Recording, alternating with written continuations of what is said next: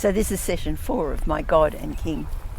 And in the last session we saw how in the darkest times, when all seemed defeated, God showed that he still had a plan for his people. The darkest time, as far as the Israelites were concerned, was being in exile in a foreign land. But it was during this time that Daniel, a young Israelite, was given a vision, which he saw a vision of someone he called the Son of Man. And this Son of Man was given complete authority and power by God. This is the vision. In my vision at night, I looked, and there before me was one like a Son of Man, coming with the clouds of heaven. He approached the Ancient of Days and was led into his presence. He was given authority, glory, and sovereign power over all peoples, nations, and men of every language worshipped him. His dominion is an everlasting dominion that will not pass away, and his kingdom is one that will never be destroyed. So again, in the darkest of times, God allowed Daniel to see that everything is leading to the rule of God, a rule that can never be destroyed. Now the people were eventually restored to Israel, and they rebuilt the temple. And the book of Zechariah is the time after the building of the temple, and we start to have a lot of references to a coming king. Zechariah 9:9, "Rejoice greatly, O daughter of Zion. Shout, daughter of Jerusalem. See, your king comes to you, righteous and having salvation, gentle and riding on a donkey, on a colt, the foal of a donkey." With hindsight, we know that this refers to Jesus. But the expectation of a Messiah, one sent from God, was growing. And the sense was that this Messiah would conquer the nations that had taken them and restore their sovereignty, restore a golden age where God would rule and there would be peace on earth. Now, this is God's ultimate plan.